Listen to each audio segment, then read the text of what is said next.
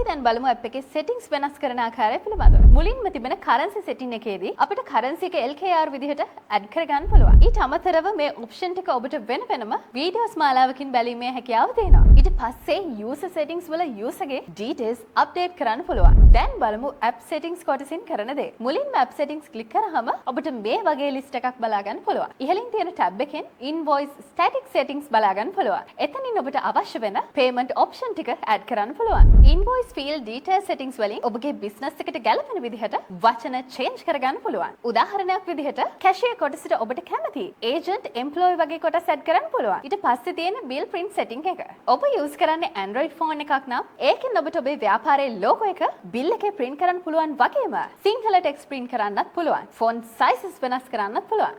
නමුත් ඔබ භාවිතා කරන්නේ Apple phone එකක් නම් logo print option එක ලැබෙන්නේ නැහැ. ඒ වගේම සිංහල text print කරන්න හැකියාවකුත් නැහැ. font sizes වෙනස් කරන්න හැකියාවකුත් නැහැ. ඉන්පසු මිලිමීටර් 58 මිලිමීටර් 80 විදිහට printing types දෙකක් බලා ගන්න පුළුවන්. මෙතනින් ඔබගේ printer එකට අදාළ size එක select කරගන්න පුළුවන්. ඒ වගේම bill එකට අදාළ QR එක print වෙන එක hide කරන්නත් පුළුවන්. ඊට පස්සේ ඔබට invoice charges tab එක open කළ විට service charges, delivery charges වලට අමතරව අවශ්‍ය නම් tax charges add කරන්නත් පුළුවන්. ඊළඟට තියෙන්නේ bill setting option එක. මෙහිදී enable select sub admin option එකේදී bill එක generate කරන විට sub adminම select කරන්න පුළුවන්. enable invoice quotation වලින් quotation bill option එක add කරගන්න පුළුවන්. enable written bill කොටසින් written bill option එක add කරගන්න පුළුවන්. enable free bill වලින් භාණ්ඩයකට දෙන free items stock එකෙන් bill එකට add කරගන්න පුළුවන්. limit inventory enable කිරීම තුළින් ඔබේ stock එකේ තියෙන item 0 වුණාම bill එකටම item එක add කිරීම නවත්වන්න පුළුවන්. හැබැයි මෙතන tick එක නොදැම්මොත් items තොග අවසන් වූ විටද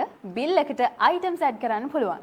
PDF font size තුලින් share කරන PDF වල sizes වෙනස් කරන්න මේ විදිහට පුළුවන්. PDF shop name font size option එක මගින් share කරන PDF වල shop name එකේ font size එක වෙනස් කරන්නත් පුළුවන්. enable special note වල ඔබට අවශ්‍ය විශේෂ සටහන් add කරන්නත් පුළුවන්. enable secondary phone numbers තුලින් customer ගේ phone number දෙකම bill එකේ පෙන්වන්න පුළුවන්. show serial number තුලින් විශේෂයෙන් ඔබ phone shop එකක් කරන කෙනෙක් නම් serial numbers add කරන්න ඔබට පුළුවන්. show warranty period තුලින් item එකට අදාළ warranty period එක bill එකට add කරන්න පුළුවන්. ඊට පස්සේ customer settings තුලින් අවශ්‍ය නම් email, NIC number, address, secondary phone number, additional note එකතු කරන්න පුළුවන්. branches settings වලින් branches enable කරගන්න පුළුවන්. අවසාන වශයෙන් තියෙන inventory settings වලදී enable items full name මගින් items වල සම්පූර්ණ නම බලා ගන්න පුළුවන්. enable barcode search මගින් item එක barcode scan කිරීම මගින් search කරගන්න පුළුවන්.